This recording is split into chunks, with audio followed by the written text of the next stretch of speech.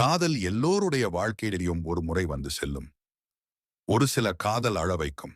ஒரு சில காதல் அனுபவத்தை கொடுக்கும். திருமணத்துக்குப் பிறகு வருவதால் இது கள்ளக்காதல் என்று யாரும் நினைத்து விட வேண்டாம்.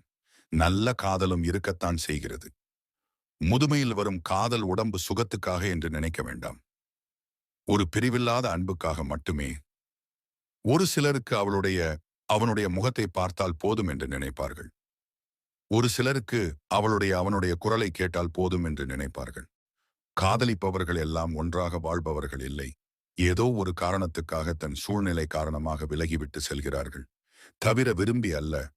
அவர்கள் விலகிதான் இருக்கிறார்கள் தவிர, அவர்கள் மனதுக்குள் எப்போதும் அவர்களுக்கென்று ஒரு இடம் உண்டு. இதை யாராலும் மறுக்க முடியாது.